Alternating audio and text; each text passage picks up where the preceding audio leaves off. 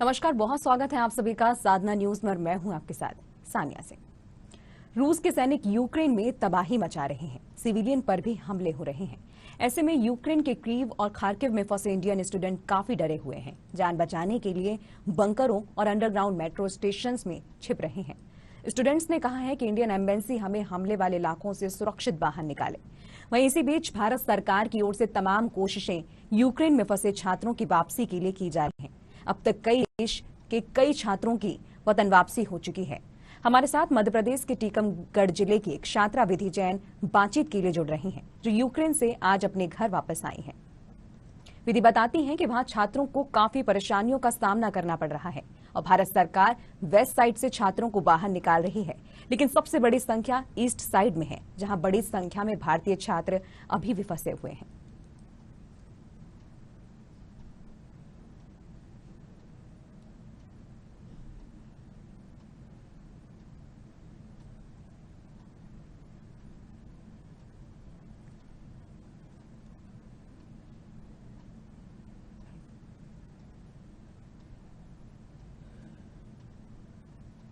तो आपको लिए चलते हैं टीकमगढ़, जहां साथ हमारे संवाददाता सुधीर पटेरिया विधि जैन के साथ मौजूद हैं, जहां वो विधि जैन से जानेंगे यूक्रेन के हालात अभी क्या हैं और उनकी वतन वापसी कैसे हुई। जी सुधीर।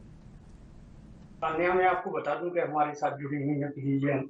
उनसे बात करते हैं कि यूक्रेन में हालात कैसे रहे और वहां से आप कैसे अपने जिले टीकमगढ़ के लिए आई हैं और क्या वहां की स्थिति बनी हुई है। हमारे साथ है विधि जैन। बताएं, आपके कितने समय से वहां यूक्रेन में पढ़ाई कर रही थी, क्या वहां के हालात हैं और कैसे वहां से आप यहाँ पर आ पाई। हाँ, मैं यूक्रेन में 4 साल से पढ़ाई कर रही हूँ एमबीबीएस की।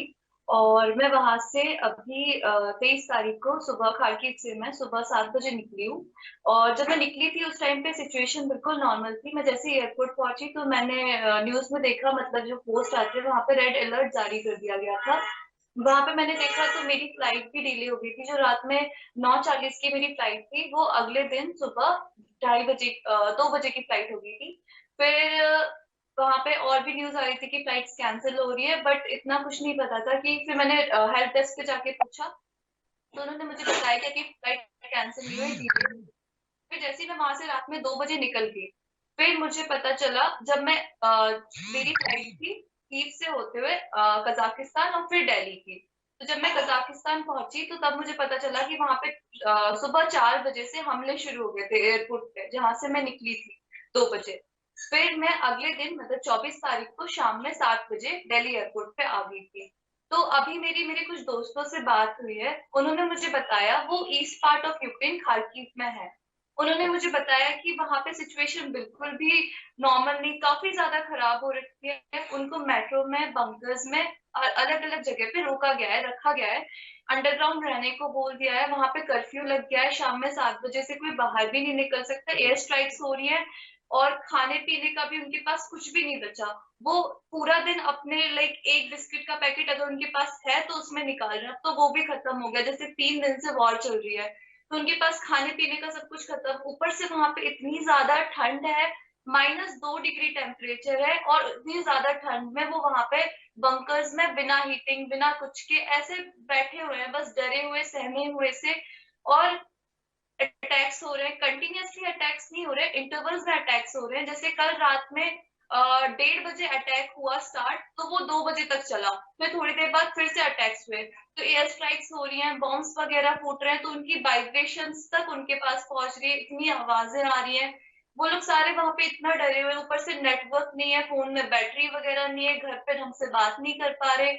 अभी तक इंडियन गवर्नमेंट की वहां पे कोई हेल्प नहीं पहुंची, क्योंकि वो ईस्ट पार्ट है, वहां पे ज्यादा खतरा है। गवर्नमेंट ने west part like Lviv side, जहां से पोलैंड का बॉर्डर पास है, वहां से बच्चों को इवैक्यूएट करना शुरू किया है।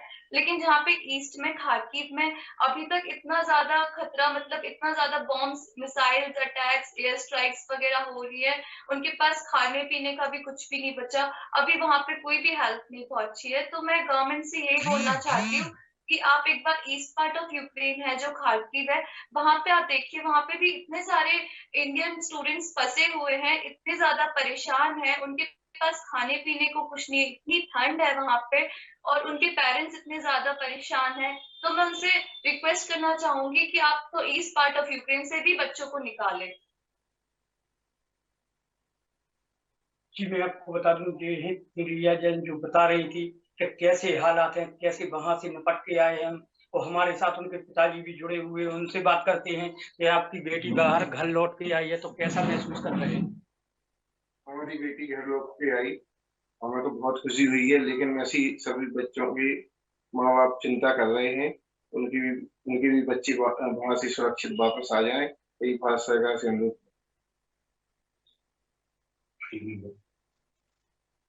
तो ये आपको मैं विधि जैन का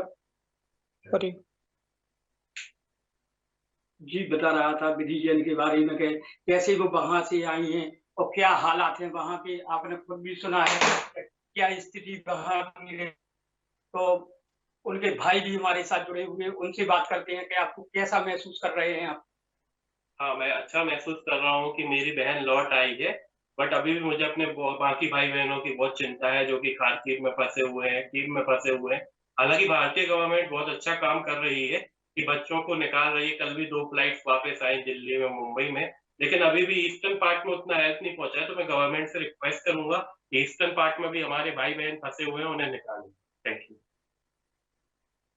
जैसा कि लोग सब जगह से अपीलें की जा रही हैं सरकार के प्रति कि सरकार मदद करे इन लोगों की, लेकिन सरकार बैठी हुई है, मदद करने के लिए नहीं जा रही है। तो ऐसे में लोगों की जो अपीलें आ रही है तो प्रशासन को उन पर ध्यान देना चाहिए और चेतना चाहिए। टीकमगढ़ से सुधीर पटेरिया, साधना न्यूज।